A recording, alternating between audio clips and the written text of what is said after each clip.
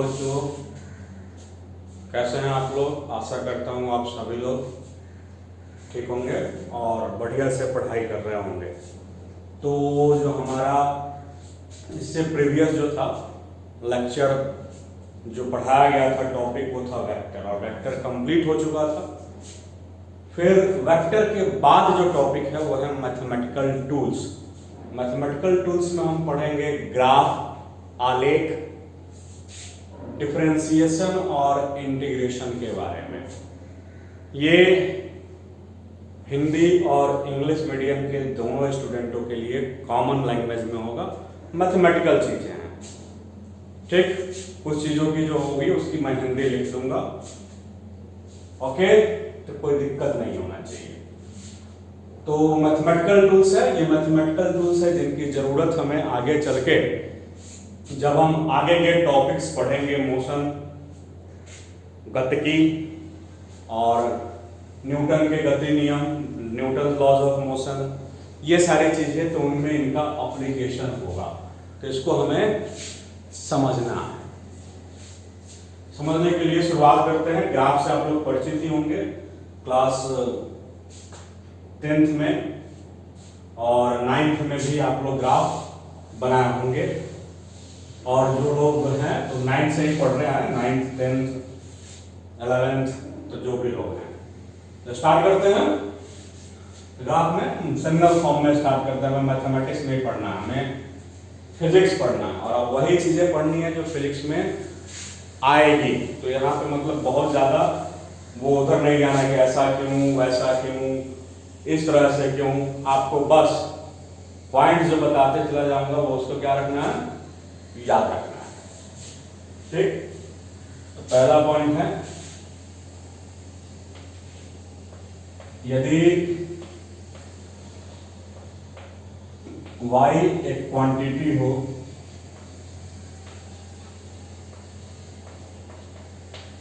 y is a quantity, ठीक, which is constant। y एक quantity हो जिसकी वैल्यू कांस्टेंट हो। कांस्टेंट का मतलब हिंदी मीडियम वाले लोग अचर, अचर मतलब जिसकी वैल्यू बदले। तो y एक फिजिकल क्वांटिटी हो या कोई भी क्वांटिटी हो जो क्या हो, कांस्टेंट हो। तो y यदि कांस्टेंट है तो जो ग्राफ होगा, मान लिया गया लेट, एक नहीं सीधा late y is a quantity which is constant, तो जो ग्राफ होगा वो will be a straight line। Straight line मतलब सीधा और एक सरल रेखा होगा। स्ट्रेट लाइन पैरेलल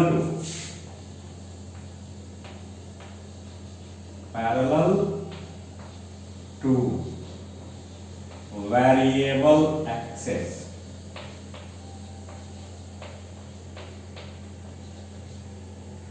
वेरिएबल मतलब जो वैल्यू लगातार बदले। अच्छा, स्ट्रेट लाइन मतलब सीधा। तो अगर y एक क्वांटिटी हो जो कि क्या रहे, कांस्टेंट रहे, तो कांस्टेंट रहे तो उसका जो ग्राफ होगा वो स्ट्रेट लाइन होगा और उसके पैरेलल होगा जो वेरिएबल एक्सिस हो, जो चीजें बदल रही हो। एग्जांपल के तौर पे अगर हमने मान लिया कि y इक्वल टू 5 है तो इसको कुछ ऐसे भी लिख सकते हैं, 5x के पावर 0। ऐसा इसलिए लिख सकते हैं क्योंकि x के पावर 0 की वैल्यू क्या होती है, 1। अब x की वैल्यू आप 2 रखिए, 3 रखिए, 4 रखिए, पावर 0 की वैल्यू 1 होगी। तो अगर y बराबर 5x के पावर 0 लिख दें या 5 लिखें तो इसको हम कहेंगे कि ये y जो है वो एक तरह से क्या हो गया, कांस्टेंट हो गया, ठीक। इसकी वैल्यू कांस्टेंट है। इसका मतलब अब ग्राफ में ये लाइन y को रिप्रेजेंट करता हो और ये लाइन x को रिप्रेजेंट करता हो, इसका मतलब x की वैल्यू हम 0 रख दें इसमें तब भी y की वैल्यू 5 होगी, x की वैल्यू 1 रख दें तब भी y की वैल्यू 5 होगी, x की वैल्यू 2 रखें तब भी y की वैल्यू 5 रखेगी, x की वैल्यू 3 रख दें y 5 रहेगा, कोई फर्क नहीं पड़ने वाला। इसका मतलब ये जो कोऑर्डिनेट्स बने, ये जो निर्देशांक मिले, इनको मिलाने पे ये जो लाइन आता है ये स्ट्रेट लाइन होगा। वेरिएबल किसको मान रहे हैं हम? x को, क्योंकि x बदल रहा है 0 1 2 3 4, लेकिन y कांस्टेंट है क्योंकि y की वैल्यू 5 है, तो 0 पे भी 5 है, x1 पे भी 5 है, x2 पे भी 5 है, x3 पे भी 5 है, इसका मतलब y क्या है? कांस्टेंट। तो एकदम दिमाग में बैठा लीजिए, अगर आपसे कभी लिखा जाए फिजिक्स में भी कि कोई क्वांटिटी कांस्टेंट है, तो कोई क्वांटिटी कांस्टेंट है, इसका अर्थ यह हुआ कि उसका ग्राफ जो बनेगा वो इस तरीके से बनेगा, स्ट्रेट लाइन, उस एक्सिस के पैरेलल जो एक्सिस क्या कर रहा हो? चेंज हो रहा, मतलब x चेंज हो रहा है तो इसके पैरेलल बनेगा। आ रही बात समझ में?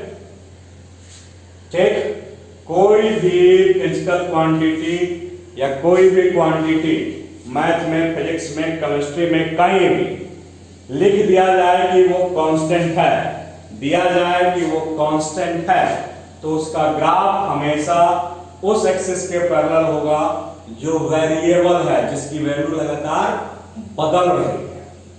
कंफर्म? ठीक, अगर मान लें सेकेंड एग्जांपल, अगर y बराबर ले लेते हैं -3, तो इसका ग्राफ कैसा होता? ये है y, ये है x, y की वैल्यू x 0 पे भी -3, x इक्वल टू 1 रखेंगे तब भी -3, 2 रखेंगे तब भी -3, 3 रखेंगे तब भी -3, कोई फर्क ही नहीं पड़ने वाला था। ये लाइन अगेन पैरेलल होगा, -3 को रिप्रेजेंट करता। किसके पैरेलल होगा? तो हमारे इस x एक्सिस के पैरेलल होगा। समझ गए इस बात को? ठीक, समझ गए हैं तो क्या करिए, इसको नोट करिए, फिर आगे बढ़ते हैं। नोट कर लिए थे आप तो, अब आगे बढ़ते हैं। अब ये जो पढ़ाए हैं कि कोई भी क्वांटिटी कांस्टेंट हो उसका ग्राफ कैसा होगा? तो स्ट्रेट लाइन। दूसरे क्वांटिटी के जो बदल रहा है, वेरिएबल है, जो चर है, उसके क्या होगा? पैरेलल, उसके समानांतर। तो फिर आगे बात करते हैं। फिजिक्स में कुछ एग्जांपल देख लेते हैं, और एग्जांपल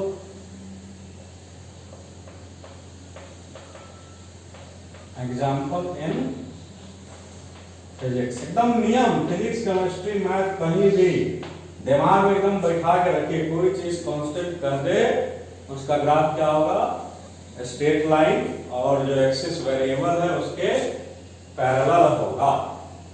तो एग्जांपल इन फिजिक्स, जैसे हम कहते हैं कि एक ऑब्जेक्ट है, ये ऑब्जेक्ट है, ये एक वस्तु है जो इस ऑब्जर्वर राम से 10 मीटर की दूरी पे, जब घड़ी में समय 0 सेकंड था तब यहीं है, फिर समय बदला 2 सेकंड हो गया अब भी यहीं है, फिर समय बदला, समय बदल के 4 सेकंड हो गया अब भी यहीं है, फिर समय बदल के 6 सेकंड हो गया अब भी यहीं है। समय बदल रहा है लेकिन ब्लॉक जहां का है वहीं पे है। तो याद करिए, पोजीशन ऑफ रेस्ट, किसी वस्तु को, किसी ऑब्जेक्ट को रेस्ट में, विराम में, रेस्ट के पोजीशन में हो, इसका डिफिनीशन क्या होता है? तो इसका डिफिनीशन, परिभाषा ये होता है, यदि किसी ऑब्जेक्ट का पोजीशन, जैसे ये ऑब्जेक्ट है, इस ऑब्जेक्ट का पोजीशन किसी ऑब्जर्वर से, तो ऑब्जर्वर क्या है? राम, इस सब्जेक्ट का पोजीशन ऑब्जर्वर राम से कितना है, 10 मीटर है। ये टाइम के अकॉर्डिंग चेंज ना हो, टाइम चेंज हो लेकिन ये पोजीशन चेंज ना हो, तो ऑब्जेक्ट को किसमें कहेंगे, सब्जेक्ट को कहेंगे कि वो किसमें है, रेस्ट में है। किसमें है, ठीक। तो फॉर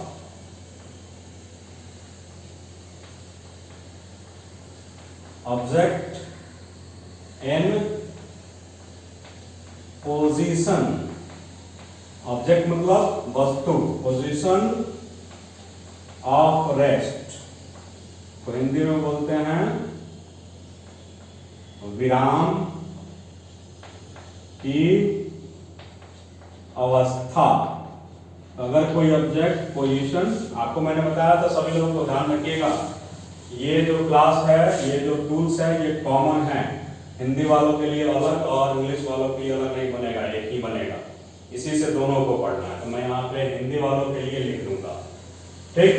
यदि कोई ऑब्जेक्ट विराम की अवस्था में हो, तो विराम की अवस्था में हो तो उसका ग्राफ क्या बनेगा।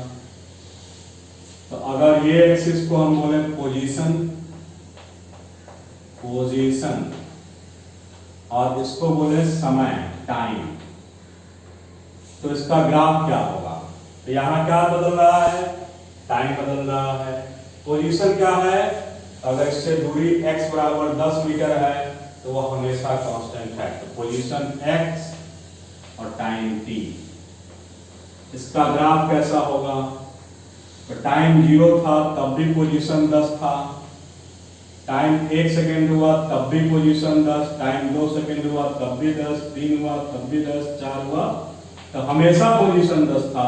स्ट्रेट लाइन, इसका मतलब हम ये कहते हैं कि पोजीशन क्या है, इस ऑब्जेक्ट की पोजीशन नियत है।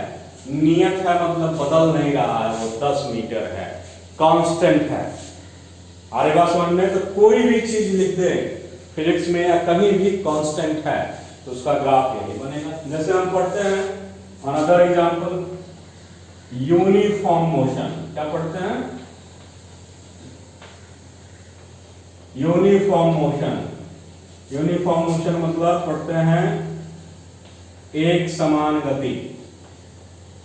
एक समान गति के लिए हम ये पढ़ते हैं कि वेलोसिटी कांस्टेंट रहेगा। क्या रहेगा, वेलोसिटी कांस्टेंट रहता है, वेलोसिटी नियत रहता है, वेलोसिटी चेंज नहीं होता। हम ये कहते हैं कि यदि एक ऑब्जेक्ट गतिमान हो, मोशन कर रहा हो, मोशन कर रहा हो और उसकी वेलोसिटी चेंज ना हो, तो हम कहते हैं कि उसका जो मोशन है वो यूनिफॉर्म है।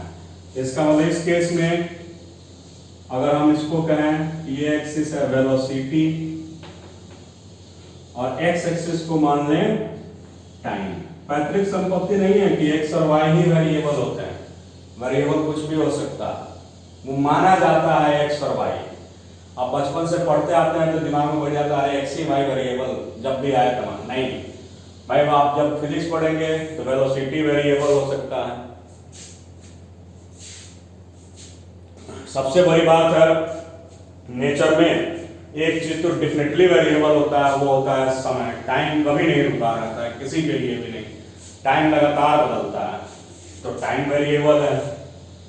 तो वेलोसिटी टाइम का ग्राफ कैसा होगा, तो वेलोसिटी टाइम का ग्राफ स्ट्रेट लाइन होगा। वेलोसिटी चेंज नहीं होगा, टाइम चेंज होगा लगातार। टाइम हो ही नहीं सकता है कि चेंज ना हो, तो टाइम वेरिएबल होगा, ठीक। तो अगर कहा जाए यूनिफॉर्म मोशन का VT graph, velocity time graph, velocity time graph कैसा होगा, तो स्ट्रेट लाइन होगा।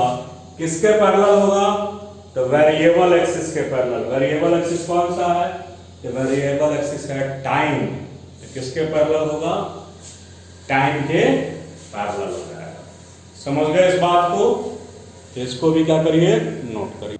समझ गए इस बात को, तो आगे चल के आपको फिजिक्स में, केमिस्ट्री में या कहीं भी कोई भी क्वांटिटी कह दिया जाए कि कांस्टेंट हो, तो उसका ग्राफ पूछ दिया जाए तो याद रखिएगा उसका ग्राफ हमेशा क्या होगा, सरल रेखा, स्ट्रेट लाइन होगा और वेरिएबल एक्सिस के पैरेलल होगा। तो अब बात करते हैं आगे सेकेंड पॉइंट पर।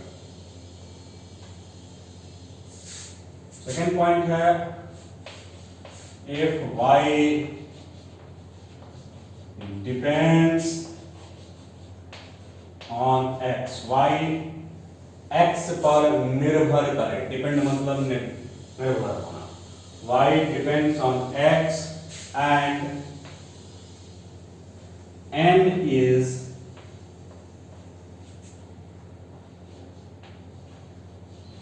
degree of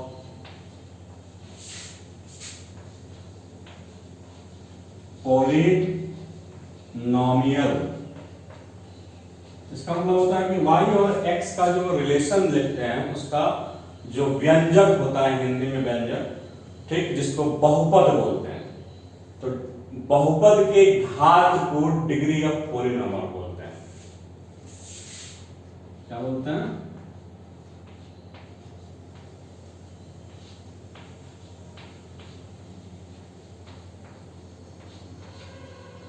ठीक, तो y डिपेंड करे x पर और n डिग्री ऑफ पॉलिनॉमियल है। जैसे अगर आपको लिखा जाए y बराबर 2x प्लस 3, तो इसके लिए इस बहुपद का डिग्री ऑफ पॉलिनॉमियल कितना, घात कितना होगा इस एक्सप्रेशन का, तो 1। अगर y equal to 2x square plus 5x plus 6, तो n बराबर कितना होगा 2। y equal to 4 by x square, मतलब कि 4 x के पावर -2, तो n की value -2। y equal to a by x, तो a x के पावर -1, a -1। तो इस तरह से जितने भी ये एक्सप्रेशन होंगे उसमें n ये नंबर होगा, मतलब जो x का जो पावर होगा उसकी मैक्सिमम वैल्यू होगी। ठीक, अब कहता हूं कि y कांस्टेंट ना हो बल्कि वेरिएबल हो, और किस पे डिपेंड करे, x पे डिपेंड करे, x चेंज हो तो y की वैल्यू भी चेंज हो, और n डिग्री ऑफ पॉलिनॉमियल है। ठीक, आ रही बात समझ में? एग्जांपल में मैंने ये चीजें बता दी। अब यदि n की वैल्यू 1 हो, now if n equal to 1, जो जरूरत की चीजें हैं उसे क्या करना है, वीडियो पॉज करके नोट कर लेना है, ध्यान रखिएगा। जैसा भी मैंने मिटाया इसको भी नोट करना था आपको। तो यदि n बराबर 1 हो तो ग्राफ कैसा होगा, तो ग्राफ अगेन स्ट्रेट लाइन होगा। फिर से क्या होगा, ग्राफ स्ट्रेट लाइन, सरल रेखा, ग्राफ स्ट्रेट लाइन होगा, लेकिन किंतु परंतु लेकिन बट इंक्लाइंड होगा। इंक्लाइंड मतलब आपका कोई कोण बना करके आनत या झुका हुआ, आनत या झुका हुआ होगा। Inclined with x axis, x axis के साथ क्या होगा, इंक्लाइंड होगा। ठीक, स्टैंडर्ड इक्वेशन होता है इसका y equal to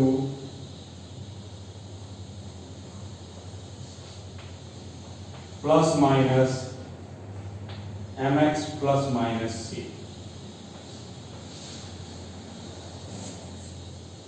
y equal to mx plus minus c। Like जैसे कि y इक्वल टू 2x, तो 2x मतलब कितना, 2x प्लस 0। तो यहाँ m की वैल्यू इक्वेशन से कंपेयर करें तो m की वैल्यू 2 और c की value 0। y equal to minus 4x plus 6, ऐसा इक्वेशन हो तो इसके लिए m की वैल्यू -4 और c की value 6। Like y equal to 5x minus 2 तो m की वैल्यू 5 और c की वैल्यू -2। तो ये इसके क्या हो गए एग्जाम्पल्स हो गए। तो इस तरह का इक्वेशन हो तो ग्राफ स्ट्रेट लाइन होगा, कुछ ऐसा स्ट्रेट लाइन। ये अगर x है और ये y है तो ग्राफ कुछ ऐसा स्ट्रेट लाइन बनेगा। ठीक, ये जो है इधर की तरफ x ग्रेटर देन 0, इधर अगर ग्राफ को बनाएंगे तो ये x लेस देन 0 में आएगा, तो हम उधर ही ले रहे हैं x ग्रेटर देन 0 में। तो ये ग्राफ क्या होगा आपका स्ट्रेट लाइन ऐसा। जो प्रीवियस स्ट्रेट लाइन था उसके रेस्पेक्ट में, प्रीवियस स्ट्रेट लाइन जो पढ़े थे पिछला, वो x के पैरेलल था। ये x के पैरेलल नहीं होगा बल्कि x के साथ झुका हुआ होगा। ये आगे जब इसको बढ़ाएंगे तो यहाँ जा करके x को कट करेगा और एक एंगल बनाएगा थीटा। तो एक झुकाव के साथ होगा, इंक्लाइंड होगा, आनत होगा। ठीक, आए बात समझ में? आनत का विशुद्ध हिंदी हो गया आनत का अर्थ हुआ कि झुका हुआ होगा। तो ये झुका हुआ होगा और इस तरह का ये क्या होगा ग्राफ होगा। अब इस ग्राफ को समझना है कि इसमें m को क्या कहते हैं, c को क्या कहते हैं, ये है क्या और कैसे बनता है। तो पहले इसको इतना जो है इसको फटाफट नोट करिए, फिर इसको मैं समझा देता हूं। कोई भी इक्वेशन y बराबर plus minus mx plus c के फॉर्म में हो तो उसका ग्राफ ऐसा होगा, जहां m को इस ग्राफ का स्लोप कहते हैं। स्लोप का मतलब हुआ ये जो एंगल बनाएगा उसका tan वैल्यू। इसको हिंदी में ढाल या प्रवणता कहा जाता है। ढाल मतलब ऐसे जैसे कि हम पढ़ते हैं कि ये ढलान है तो इसको ढाल कहेंगे, ये जो है ये स्लोप है। ऐसे बोलते हैं तो क्या बोलते हैं, कोई स्लोप नहीं। या हाथ ऐसे रखें तो ये स्लोप है, ऐसे करें तो ये भी स्लोप है, निगेटिव स्लोप। निगेटिव स्लोप मतलब कि उतरता हुआ ढलान है और ये ऊपर चढ़ता हुआ ढलान है। तो ढलान का मतलब ढाल देसी भाषा में, और हिंदी में कहें और शुद्ध हिंदी में तो इसको क्या बोलते हैं, प्रवणता बोलते हैं। तो ये और सी को बोलते हैं point of interception of Y axis. अर्थात जब x बराबर 0 होगा तब y की वैल्यू c होगा। इसका मतलब x 0 पे ये जहां से इसको कट करेगा, जिस पॉइंट पे y एक्सिस को काटते हुए गुजरेगा, जहां से ये y से गुजरेगा जिस पॉइंट से, उसको c बोलेंगे। समझ गए? अब यहाँ पे tan थीटा बराबर m है, m को क्या बोलते हैं, इसका स्लोप। तो अगर ये एंगल थीटा है तो सपोज करिए कि x के किसी मान x1 के लिए y का मान y1 हो और x के किसी मान x2 के लिए y का मान y2 हो। ये सारी चीजें रिवाइज करिएगा, 10th क्लास में आप लोग पढ़े थे। ठीक, और जितने भी मैथ के स्टूडेंट हैं उनको एक बार फिर से पढ़ने को मिलेगा, लेकिन बायो वालों को नहीं मिलेगा। तो आप यहीं पे इसको जो मैं बता रहा हूं वो एकदम मान के कि यही सत्य है, इसको पूरा का पूरा रट जाइए। बायो वाले लोग, मैथ वाले लोग को एक बार फिर से मिलेगा पढ़ने के लिए। तो ये हो गया। तो ये इंटरवल जो होगा y2 माइनस y1 होगा और ये x2 माइनस x1। अगर ये एंगल थीटा है तो ये एंगल भी थीटा होगा। ये समानांतर, ये लाइन x एक्सिस के पैरेलल है, समानांतर है, तो वो एंगल भी थीटा होगा। तो ये जो ट्रायंगल बना है ABM, उस ट्रायंगल में tan थीटा बराबर क्या होगा, tan थीटा बराबर होगा परपेंडिकुलर बाय बेस, लंब बटा आधार। तो क्या हो जाएगा y2 minus y1 divided by x2 minus x1। इसको फिजिक्स की भाषा में डेल्टा, डेल्टा मतलब चेंज, y का चेंज, और डेल्टा x मतलब x का चेंज। ये ऐसे लिखा जाता है, ये लिखने का तरीका। समझ गए? ठीक, अब एग्जांपल के तौर पे आप समझिए। अगर जब भी बनाएंगे ग्राफ ऐसा ही बनेगा। मान लीजिए अगर हम y बराबर लिख देते हैं 4x माइनस 2, 4x प्लस 2। तो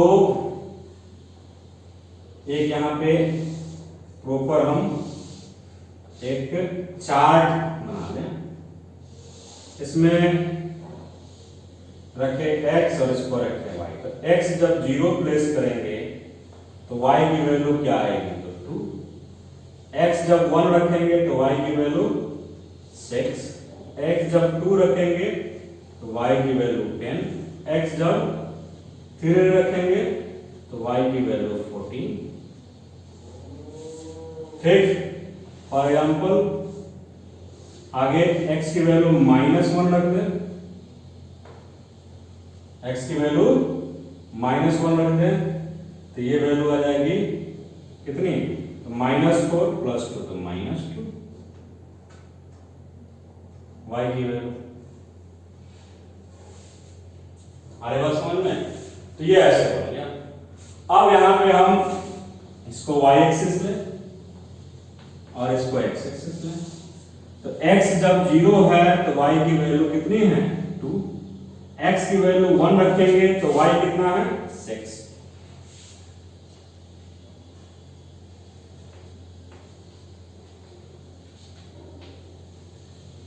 x की वैल्यू 2 रखेंगे तो y कितना है, तो 4 के इंटरवल पे 10। ये जो पॉइंट्स हैं इनको जब मिलाएंगे तो ये स्ट्रेट लाइन बनेगा। यही जब पीछे ले जाएंगे, ठीक, तो हमारा नीचे की तरफ कट करेगा। इसको पीछे ले जाएंगे तो ये हुआ, जब x की वैल्यू -1 रखेंगे तो y की वैल्यू क्या हो जाएगी, तो -1 रखेंगे तो y की वैल्यू हो जाएगी -2। तो ये स्ट्रेट लाइन बन गया। अब जरा ध्यान दो, यहां से अगर ये इंटरवल हम चुन लें तो ये इंटरवल होगा 10 - 6 का, और ये कोऑर्डिनेट इंटरवल होगा 2 - 1 का, और ये एंगल थीटा हो तो इस tan थीटा की वैल्यू क्या होगी, तो 10 - 6 डिवाइडेड बाई 2 - 1 तो कितना हो जाएगा, 4 का। 4 ध्यान से देखिए, यहाँ पे 4 क्या था, तो 4x का कोफिशिएंट था, तो 4 क्या हो गया, m हो गया। इसका मतलब ये जो आएगा वो x का कोफिशिएंट बताएगा, x का गुणांक बताएगा, तो इसी को स्लोप कहते हैं। और जब x की वैल्यू हमने 0 पुट किया था तो y की वैल्यू कितना था, 2 था।